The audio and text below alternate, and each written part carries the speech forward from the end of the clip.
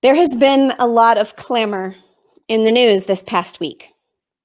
From our governor here in Nevada enacting his pause this past week, to the Supreme Court decision a couple of days ago, to Thanksgiving arguments, to people now looking ahead to the Christmas season, the biggest family get-together in America and in Britain.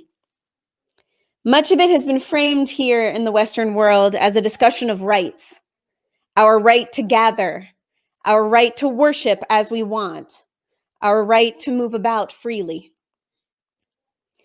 Reading Torah, I'm always struck by its deep ambivalence towards the concept of rights. The Torah seems to be much more concerned with our responsibilities instead. Over and over again, the Torah tells us that all of its rules, all of God's rules, are so that we might live by them and not die by them. The rabbis tell us in the Talmud that we have a responsibility to even desecrate Shabbat if it would save a life. We have a responsibility to care for others and to create bonds between each other reflective of trust and cohesion. And even God's laws cannot stand between us and another person's life or safety. Interestingly, this is, of course, not the first pandemic that Jews have lived through. And previous pandemics have engendered halakha, Jewish law, surrounding them. In Bava Kama, we hear the sages taught, if there is a plague in the city, stay home. As it is taught in Exodus, none of you shall go out of the opening of his house until the morning.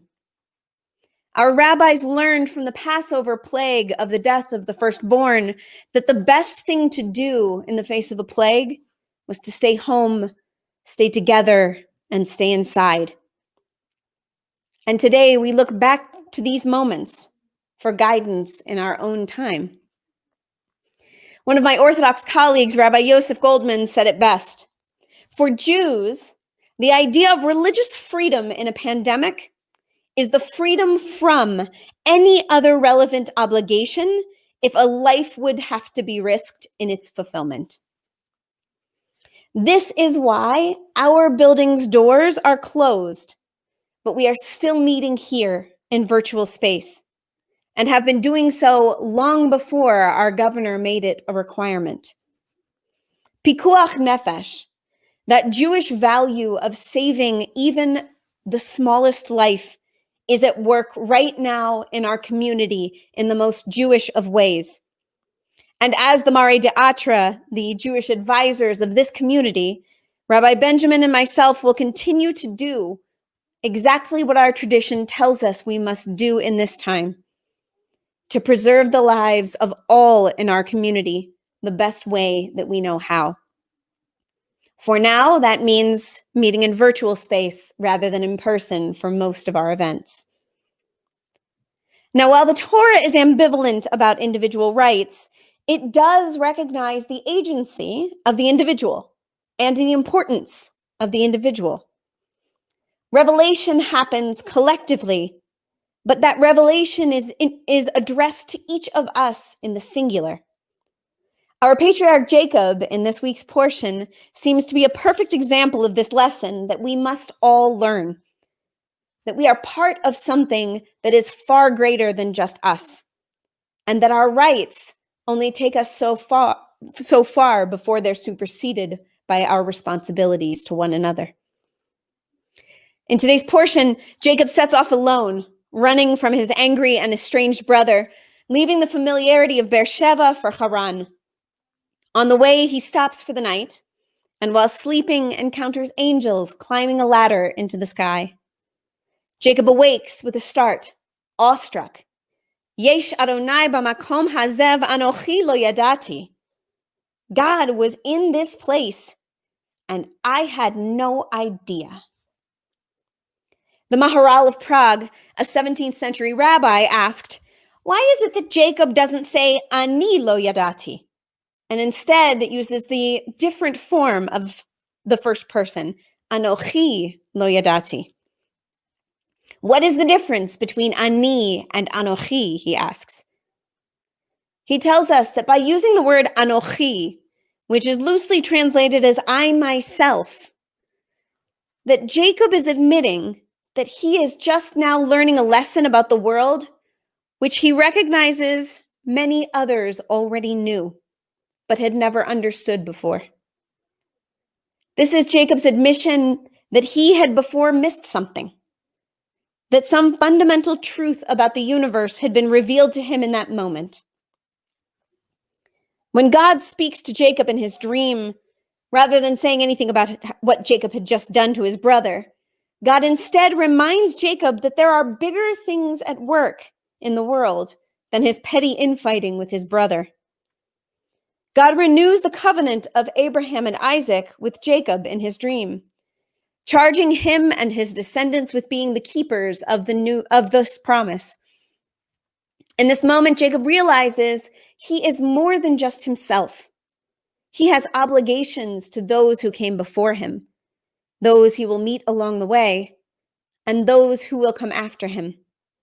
He has to be more than just self-interested. Here in America, we have the ability to fulfill our responsibilities to one another, but we are still struggling to balance these responsibilities with our idea of individual rights. There are those elsewhere in the world who have figured out this balance, but we are still muddling through, unaware of the truths that others seem to know innately already. It would be in the best example of our patriarch Jacob to realize that if we have not been living our lives recently fronting our responsibilities to one another, and of course to Pikuach Nefesh, that we can sit up and say, Anochi lo yadati. I didn't realize what I was doing, but now I do. This speaks to the kind of humility that we here in America must create in order to get through this pandemic. There are those elsewhere in the world who have figured out this tug of war between rights and responsibilities, and they are now living relatively normal lives. They're going to concerts and restaurants, and people are not dying in terrifying numbers around them. Many of these countries are countries that have fewer resources than we do, and are using little more than their responsibility, love, and care for one another to keep each other safe. They are living out the Jewish value of Pikuach Nefesh, of giving up even God's laws to keep one another alive and well, far better than we ourselves are. Our patriarch Jacob needed divine intervention to get this idea through his head. And we would do well to open our eyes, to look around and realize that we have had quite enough discomfort, enough disruption, that there has been enough sickness and death. What we need now is the humility to realize that we can only get through this together by doing what is right, not for us as individuals, but for all of us. And if we can do that, we will be able to move forward like Jacob did, more mindful and more aware that we are just one person in a plan that stretches before us and, Bezrat Hashem, will stretch long after us as well. Shabbat Shalom.